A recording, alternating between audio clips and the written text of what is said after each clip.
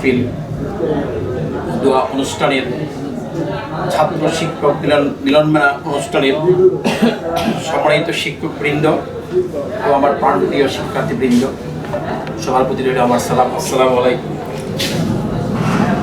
Actually সমস্ত কথাই বলা হয়ে গেছে, তো এখানে আমাদের যে কথা সাহিত্যিক জনাব লুৎফর রহমান স্যার যে কথা বলে গেছেন, এরপরে আমার আর কোনো বক্তব্য থাকে না। তারপরে হচ্ছে কি দু একটা কথা বলতেই হয় যে আজকে শত কষ্ট, শত দুঃখ, ব্যথা, বেদনার মধ্যে দিয়েও তোমরা যারা বিভিন্ন প্রতিষ্ঠানে আসো বা বিভিন্ন জায়গায় উচ্চাসনে আসো, অধিদপ্তরে আসো, তো সবাই জানো আজকে বিশেষ করে বেসরকারি স্কুল কলেজের শিক্ষকরা অত্যন্ত বঞ্চিত, লাঞ্ছিত, অবহেলিত। সেই অবহেলা বঞ্চনার মধ্যেও যখন নওয়াজ মিয়া আমাকে ফোন দিল, স্যার আমরা এই ধরনের একটা চিন্তা ভাবনা করতেছি, তখন আমি নিজেকে একটু আনন্দ বোধ করলাম যে কিছুটা হলেও শত ব্যর্থতার, অবহেলা, বঞ্চনার মধ্যে আমাদের মাঝে মনে হয় একটি আনন্দের বার্তা বয়ে নিয়ে আসছে। সবচেয়ে বড় কথা হলো যে আজকে দিনটা হচ্ছে আমার কাছে অত্যন্ত আনন্দের, এবং আজকে আমি অভিভূত এই কারণে, ইতিপূর্বে এভাবে আমাদেরকে কেউ মনে করেনি। এটাই হচ্ছে সবচেয়ে বড় কথা।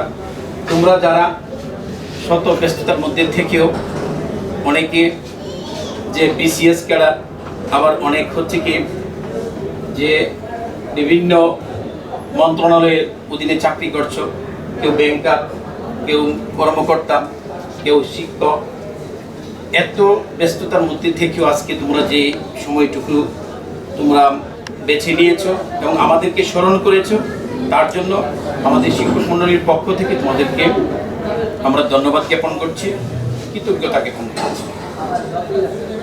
আমাদের 2001 সালের ব্যাচের সম্পর্কে আমাকে দু একটা কথা বলতে হয়। এই ব্যাচটা ছিল আমার 6ষ্ঠ শ্রেণীর প্রথম ব্যাচ।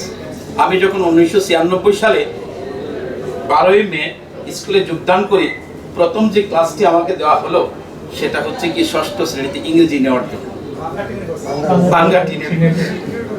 যাই হোক, যে তখন যখন গেলাম, তখন আমি ইয়াং এনার্জেটিক পার্সন, তো দেখা গেছে কি সমস্ত শিক্ষার্থীরা একদম চুপচাপ। কেন জানি আমি বুঝতে পারলাম না, কি আমাকে বই পেয়েছিল নাকি আমি জানি না। যাই হোক, আমার শিক্ষার্থীরা এত শান্ত ছিল, আমার ক্লাসটা নিতে খুব ভালো লাগলো। তো ভালো লাগলো, কিন্তু পাশাপাশি আমার একটা কষ্ট লাগে যে ভাঙ্গা টিনের ঘর, তারপর হচ্ছে কি ইয়া তো আছে, গরম তো আছে। আমি মনে মনে চিন্তা করলাম আগামীকাল থেকে আমি আর আসবো না, আমার একটা মনে ইয়া ছিল আর কি। কিন্তু যখন বাড়িতে আসলাম, তখন হচ্ছে কি আলাউদ্দিন আজাদ, নওয়াজ মিয়া, এই হুমায়ুন কবিরের চেহারাগুলো তখন বারবার আসতে থাকে। তখন ভাবলাম যে না, আসলে কোনো আজকা যায় দেখি যদি পরিবেশটা একটু ভালো হতো। দুঃখজনক, পরের দিন নিয়ে ক্লাস দিছে একেবারে চাষটলের সাথে এই ক্লাসটা। এর পাশে হচ্ছে কি ওই যে বর্তমান যে জনাব আব্দুল হক ডাক্তার, তা আমি এক দিকটা পড়াই, আর এক দিকটা হচ্ছে কি দেখা যাচ্ছে ওই দিকটা হচ্ছে চাষটলের লোকজনের আওয়াজ আসছে, খুব একটা বিরক্তকর অবস্থা। তারপর হচ্ছে কি পরের ক্লাস হলো কি বট গাছের নিচে, ক্লাস 10-এ সালমা হেরা, আনোয়ার হেরা ছিল। তো এই হচ্ছে কি অনেক চড়াই উতরাই পেরিয়ে আমাদের হচ্ছে কি সেখানে অবস্থান করা। বারবারই আমি সিদ্ধান্ত নিলাম হয়তো স্কুলটা চেঞ্জ করে ফেলি, কিন্তু কোনো অবস্থাতেই এই তোমাদের এই কুচি কাঁচা এই যে চেহারাগুলো আমি কোনো অবস্থাতে বলতে পারি নাই, যার জন্য সেখানে আমার থেকে যাবে। যাই হোক, সবচেয়ে বড় কথা হচ্ছে কি আজকে আমি শ্রদ্ধার সাথে স্মরণ করছি তোমাদেরকে যারা পাঠদান দিত।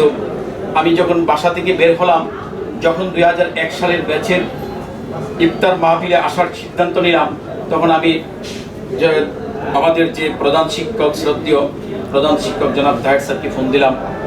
স্যার বলল যে ধন্যবাদ আপনাকে ফোন দেওয়ার জন্য, এবং আমার শিক্ষার্থীরা সবাই আমার সাথে মোটামুটি যোগাযোগ করেছে। আমার শারীরিক অবস্থাটা ভালো না, আমার জন্য দোয়া করবেন।